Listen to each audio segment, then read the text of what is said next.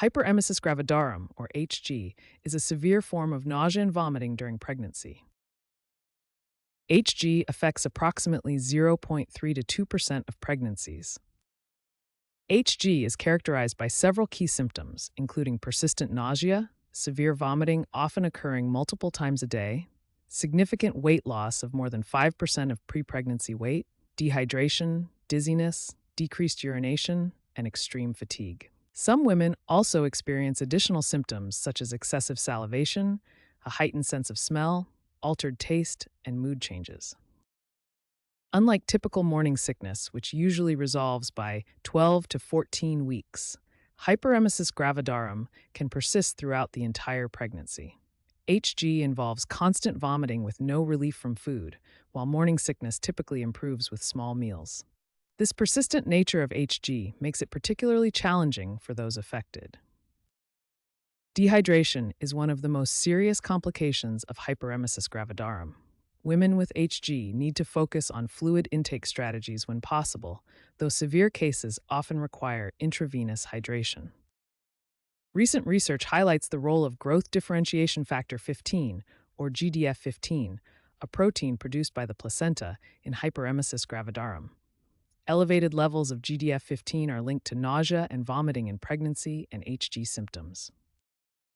Diagnosis of hyperemesis gravidarum is primarily clinical, based on the severity and persistence of symptoms. Serial weight measurements are important, and lab tests help assess severity and rule out other causes.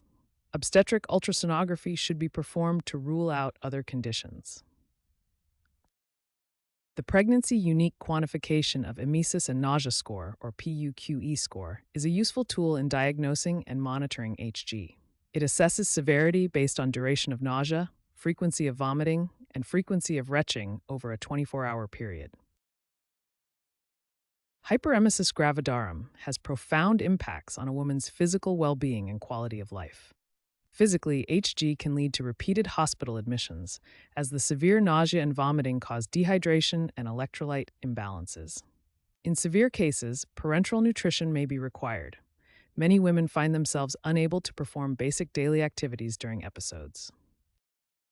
The psychosocial impact of hyperemesis gravidarum is equally significant. Studies show that over 80% of women who have experienced HG in one pregnancy will face it again in subsequent pregnancies.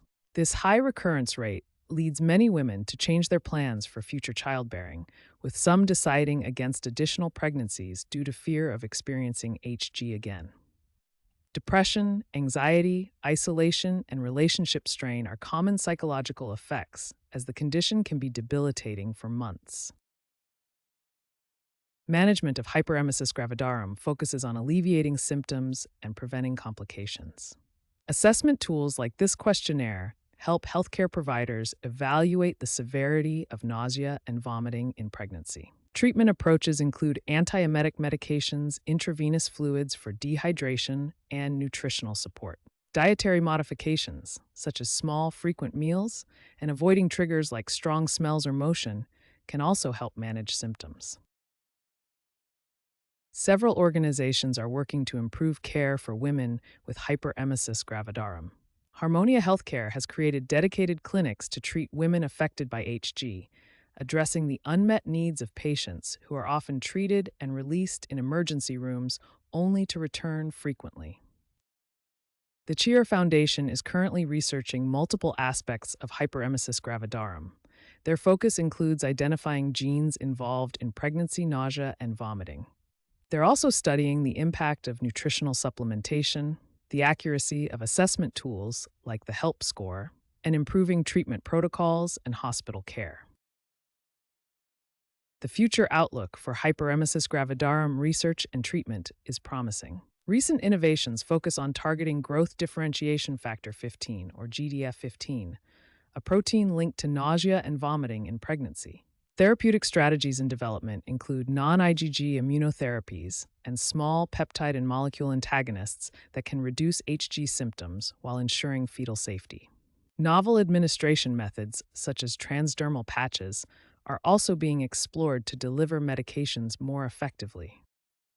Future trends in hyperemesis gravidarum care emphasize evidence-based and personalized approaches. Research is exploring early intervention through screening methods to identify women at risk before symptoms become severe.